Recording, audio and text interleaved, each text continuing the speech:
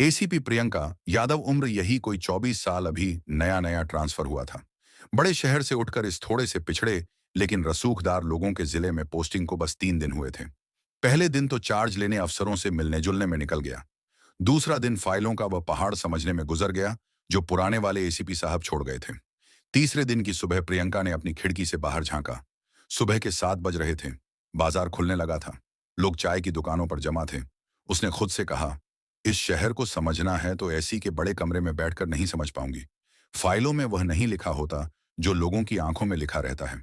उसने फैसला कर लिया, आज मैं अपने नए जिले को खुद देखूंगी। घर पर फोन मिलाया। फोन उसके पापा ने उठाया। पापा की आवाज में हमेशा की तरह फिक्र थी। हाँ बेटा, उठ गई। हाँ पापा, गुड मॉर्निंग। बस तैयार हो रही थी। अरे वाह, आज पहले दिन दफ्तर में बड़ा रौब जमाएगी मेरी बच्ची। प्रियंका मुस्कुराई। पापा, आज मैं ऑफिस नहीं जा रही। पापा की आवाज में घबराहट आ गई। ऐसा क्यों? सब ठीक है? तबीयत ठीक है ना मेरी बच्ची? उनका दिल कमजोर था, वहां हार्ट के पेशेंट थे। छोटी सी बात पर चिंता करने लगते थे। प्रियंका ने उन्हें शांत किया। अरे अरे पापा, रिलैक्स। तबीयत एकदम फर्स्ट क्लास है। मैं बस ऐसे ही शहर का एक राउंड लेने जा रही हूँ। साधारण कपड़ों में मैं देखना चाहती हूँ कि जब एसीपी मैडम की गाड़ी नहीं होती तब शहर कैसे चलता है। पापा कुछ देर चुप रहे, फिर बोले, आइडिया तो अच्छा है, पर बेटा अकेले बिना सिक्योरिटी के जगह नहीं है। लोग नए हैं, ख्याल रखना अपना। प्रियंका ने थोड़ा हंसते हुए कहा, पापा आप भूल रहे हैं, आपकी बेटी एसीपी है और सेल्फ डिफेंस जानती है। और आप ही तो कहते थे, असली पुलिस वाला वो है जो वर्दी के बिना भी पुलिस वाला लगे। आप बस अपनी दवा टाइम पर लेते रहिएगा। मैं शाम को फोन करती हूँ। फोन रखकर उसने एक गहरी सांस ली। एक सिंपल सी कॉटन की कुर्ती पहनी, बालों को बांधा और अपना पर्स लेकर निकल पड़ी। ना गाड़ी, ना बत्ती, ना कोई तामझाम। एकदम आम लड़की की तरह। बाजार में चहल पहल अच्छी खासी थी। प्रियंका पैदल ही घूम रही थी। सब्जी वाले, फल वाले, कोई ग्राहक को पटा रहा था, कोई बार्गेनिंग कर रहा था। वह बस देखती, सुनती और महसूस करती जा रही थी। इस शहर की हवा में एक अजीब सी चीज थी। एक तरफ तो सादगी थी, लेकिन दूसरी तरफ एक दबी हुई अकड़, जैसे हर कोई दिखाना चाहता हो कि हम भी कुछ हैं। वह एक सड़क के किनारे खड़ी होकर एक ठेले वाले से बात करने का सोच ही रही थी कि तभी टायरों के चलने की तेज आवाज आई। दो बड़ी बड़ी काली चमचमाती फॉर्च्यूनर गाड़ियों का काफिला बिल्कुल उसके सामने आकर रुका। ब्रेक इतनी जोर से मारे गए थे कि सड़क पर टायरों के निशान पड़ गए। प्रियंका के बिल्कुल सामने आकर रुके। प्रियंका ने खुद को संभाला। यह क्या बदतमीजी है। इससे पहले कि वह कुछ समझ पाती, पहली गाड़ी का शीशा नीचे उतरा। अंदर से एक भद्दी सी आवाज आई, अरे देखो तो सुबह सुबह क्या नजारा दिख गया।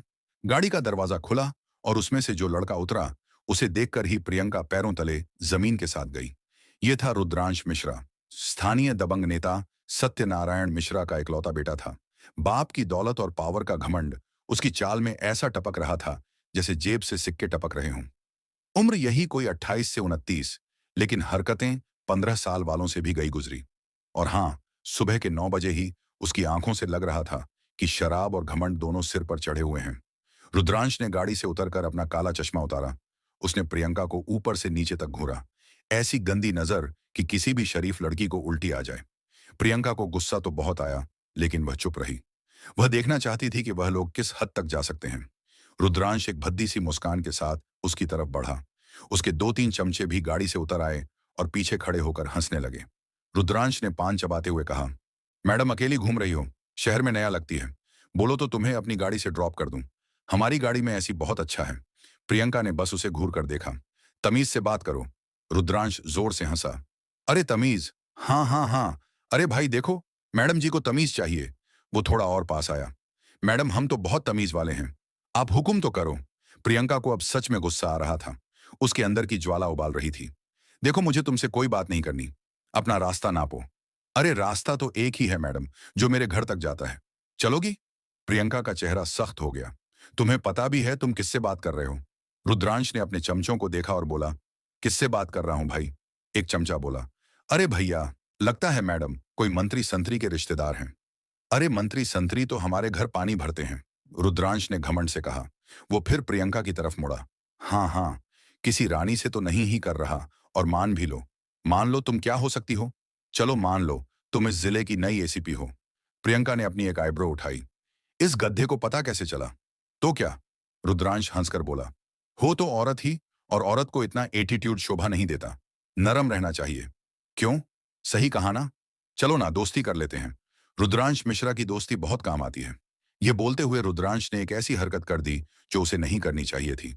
उसने अपना हाथ बढ़ाकर प्रियंका का हाथ पकड़ने की कोशिश की। बस बहुत हो गया। प्रियंका के अंदर का संयम टूट गया। जैसे ही विक्रम का हाथ उसके हाथ के करीब आया, प्रियंका ने पलक झपकने से भी कम वक्त लिया। उसका हाथ हवा में उठा और छटक कर एक जोरदार थप्पड़ की आवाज पूरे बाजार में सुनाई दी। पूरा बाजार जो अब तक यह तमाशा देख रहा था, एकदम सन्न रह गया। आवाज इतनी जोर की थी कि पास की दुकान पर बैठे कबूतर भी फड़फड़ाकर उड़ गए।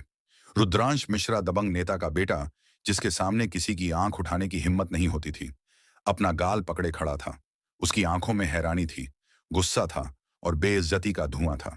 उसका महंगा चश्मा सड़क पर गिरकर टूट चुका था। बाजार में पिन ड्रॉप साइलेंस, सबकी आंखें उस अकेली लड़की पर टिकी थीं। प्रियंका की आंखों में अब वह नरमी नहीं थी, आग थी। उसकी आवाज शांत लेकिन किसी छुरी से ज्यादा तेज थी। अब समझ आया, यह औरत एसीपी है। वह एक कदम आगे बढ़ी। रुद्रांश डर के मारे एक कदम पीछे हट गया। और मेरे जिले में कानून से ऊपर कोई नहीं, ना कोई नेता, ना कोई नेता का बेटा। उसने रुद्रांश की आंखों में आंखें डालकर कहा, तुम्हारी किस्मत अच्छी है कि मैं अभी ड्यूटी पर नहीं हूं, वरना पब्लिक न्यूसेंस और सरकारी अफसर से बदतमीजी करने के जुर्म में अभी हवालात में डाल देता तुम्हें।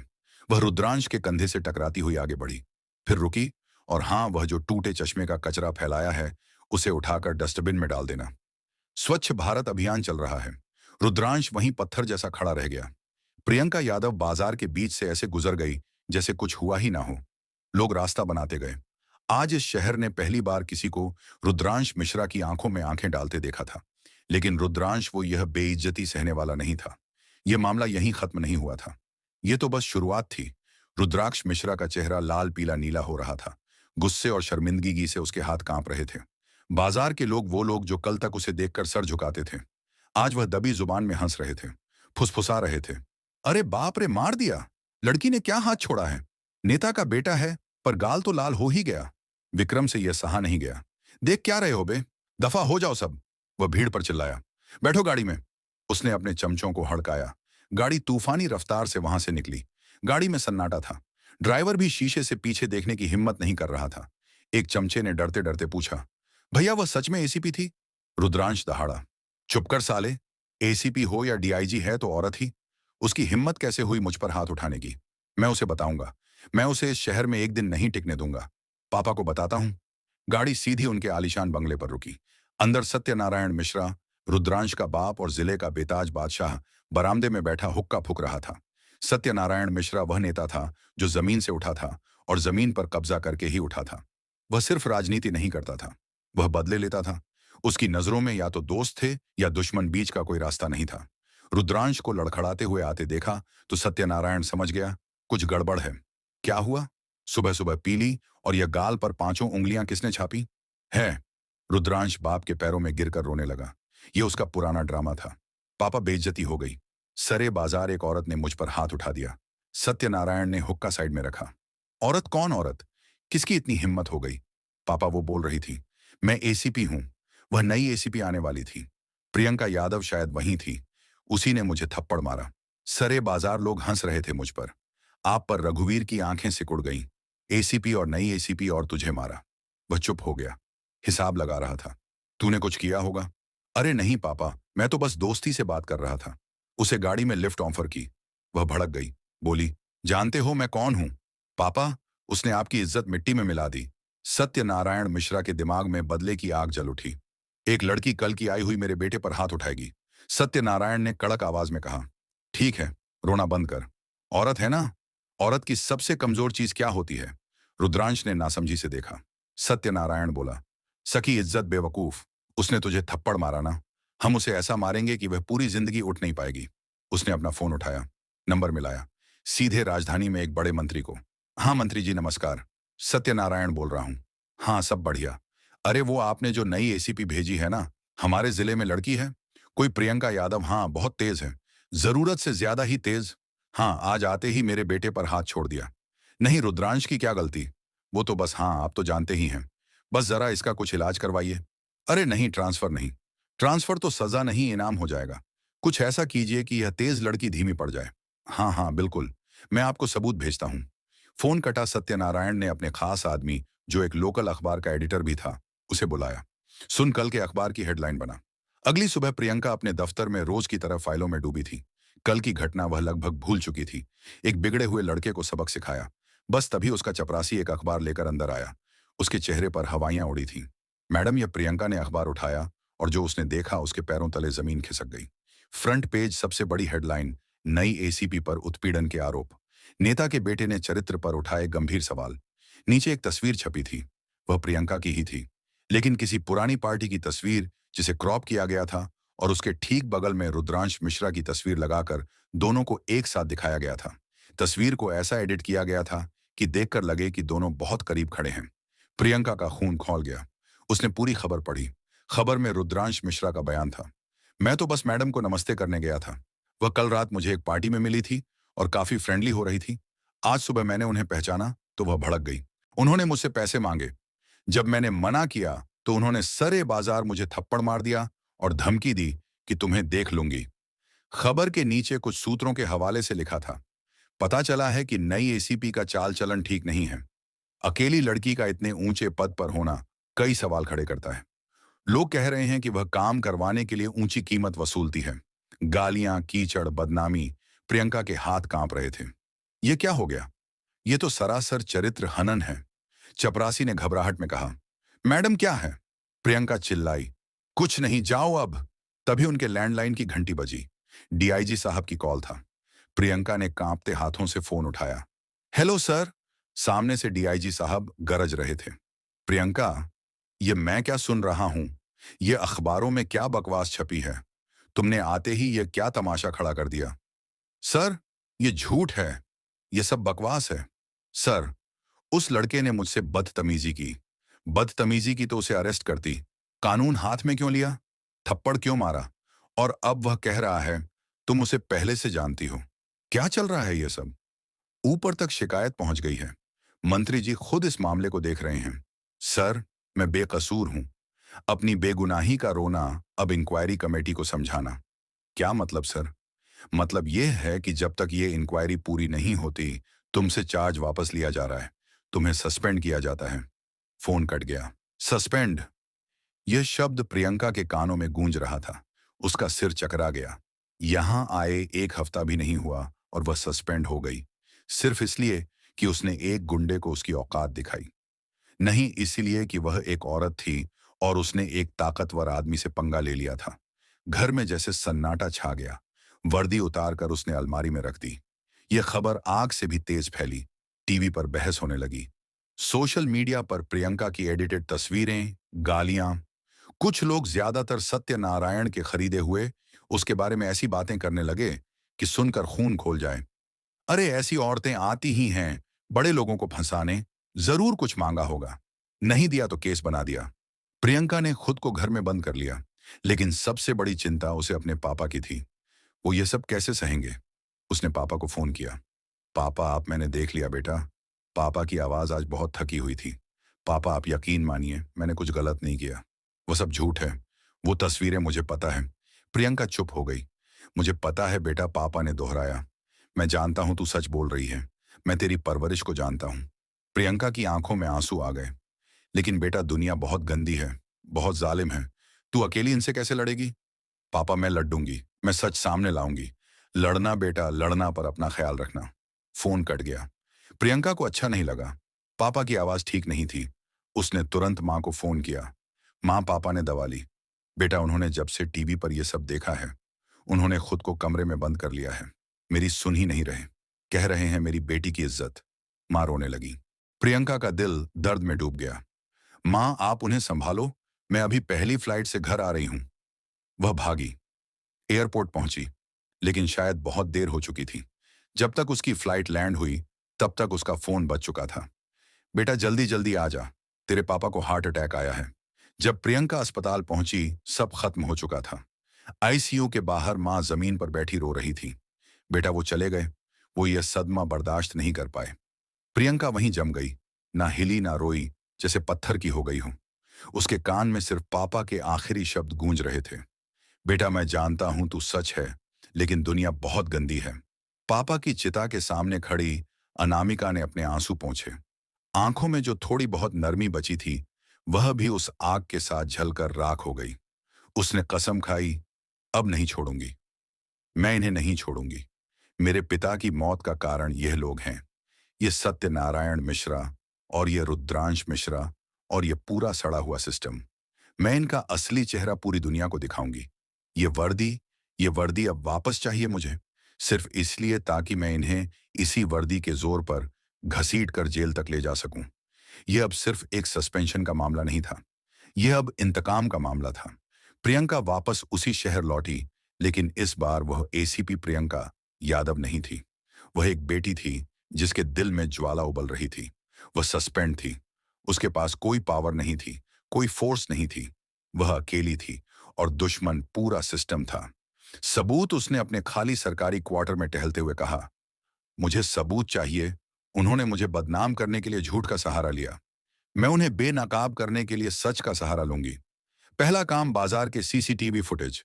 वह जानती थी कि बाजार में हर दुकान पर कैमरे लगे हैं, लेकिन वह सस्पेंड थी। वह फुटेज मांग नहीं सकती थी। उसने अपना हुलिया बदला।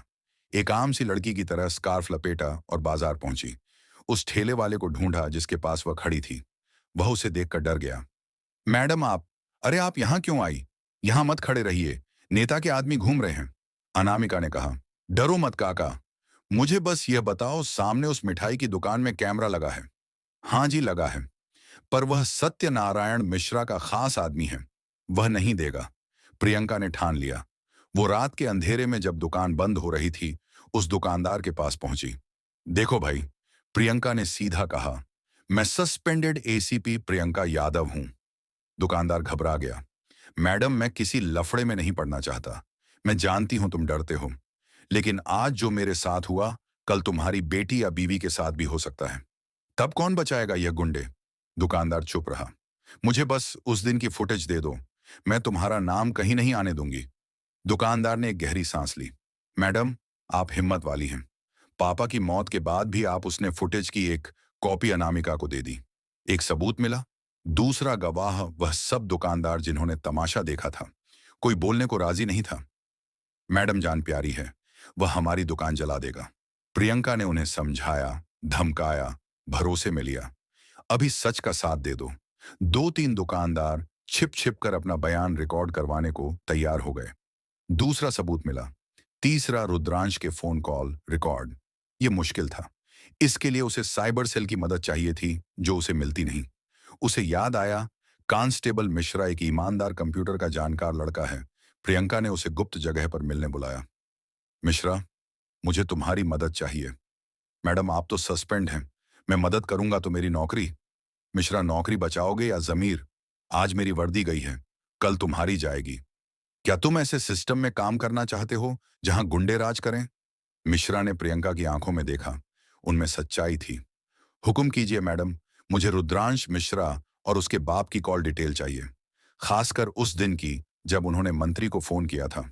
मिश्रा ने 2 दिन के अंदर छिपते छिपाते अपनी जान जोखिम में डालकर वो रिकॉर्ड्स प्रियंका को सौंप दिए। तीसरा सबूत मिला, लेकिन सबसे बड़ा सबूत अभी बाकी था। ऐसा कुछ जो रुद्रांश के मुंह से ही सच उगलवा दे। प्रियंका को पता चला कि रुद्रांश और उसके चमचे हर रात शहर के बाहर एक फार्म हाउस पर पार्टी करते हैं, और जब शराब चढ़ती है तो रुद्रांश डींगे हाँकता है। प्रियंका ने एक प्लान बनाया।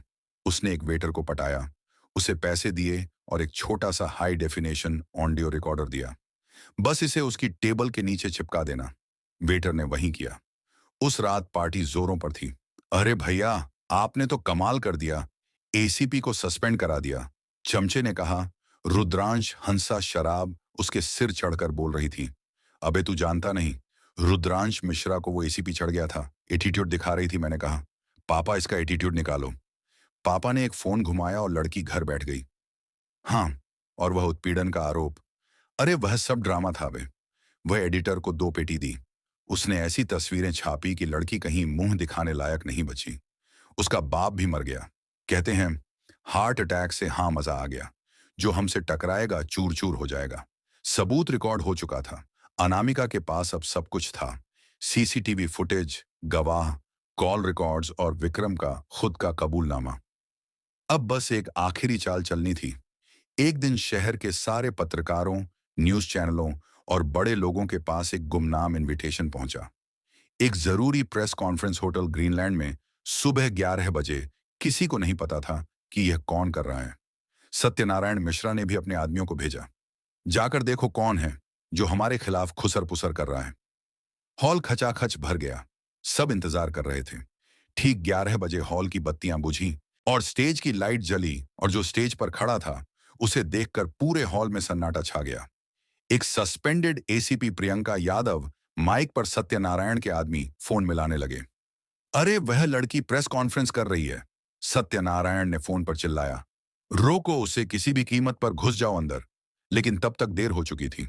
प्रियंका ने दरवाजे बाहर से बंद करवा दिए थे और अपने कुछ वफादार जैसे मिश्रा को सिविल ड्रेस में तैनात कर दिया था।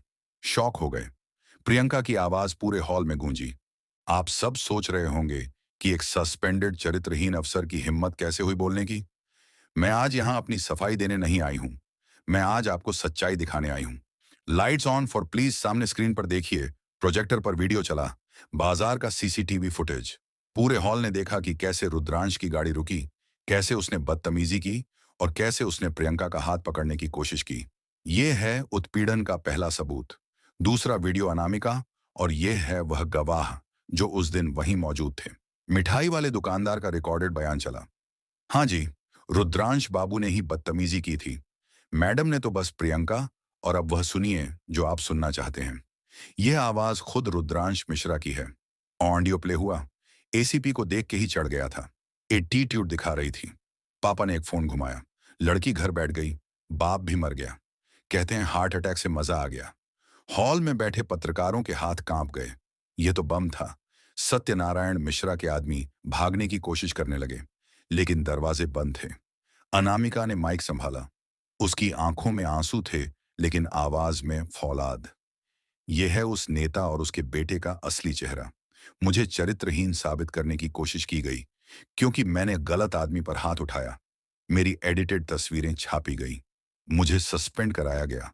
और इस सब की वजह से, इसी मानसिक प्रताड़ना की वजह से, मैंने अपने पिता को खो दिया। वह एक पल रुकी, गला साफ किया। मेरे पापा की मौत का कारण यही लोग हैं। और आज मैं यह लड़ाई सिर्फ अपने लिए नहीं लड़ रही हूं। मैं यह लड़ाई हर उस लड़की के लिए लड़ रही हूं जिसे ताकत के जोर पर चुप करा दिया जाता है, जिसकी इज्जत को कीचड़ में उछाला जाता है। अब फैसला आपको करना है, सिस्टम को करना है। पूरा हॉल खामोश था। सबूत इतने साफ थे, इतने पुख्ता थे कि कोई उन्हें झुठला नहीं सकता था। अगले 10 मिनट में वह फुटेज, वह ऑडियो देश के हर न्यूज चैनल पर ब्रेकिंग न्यूज बन चुका था। ऊपर राजधानी में हड़कंप मच गया। विपक्ष ने सरकार को घेर लिया। डीआईजी जिसने प्रियंका को सस्पेंड किया था, उसके हाथ पैर ठंडे पड़ गए। खुद मुख्यमंत्री को बयान देना पड़ा। मामले की जांच होगी। कोई भी दोष ही बख्शा नहीं जाएगा। मामला इतना बढ़ गया था कि अब उसे दबाया नहीं जा सकता था। कई अधिकारी जो पहले नेता के दबाव में चुप थे, अब खुलकर प्रियंका के पक्ष में बोलने लगे। सिर्फ 24 घंटे लगे। 24 घंटे के भीतर हाई लेवल कमेटी का फैसला आया। एसीपी प्रियंका यादव के खिलाफ सारे आरोप बेबुनियाद हैं। उन्हें पूरी तरह क्लीन चिट दी जाती है। उन्हें तुरंत पूरे सम्मान के साथ बहाल किया जाए। और दूसरी ओर पुलिस फोर्स की कई गाड़ियां सत्यनारायण मिश्रा के बंगले पर पहुंची। सर, आप ये क्या कर रहे हैं? नेता सत्यनारायण मिश्रा और आपके बेटे रुद्रांश मिश्रा, आप दोनों गिरफ्तार हैं।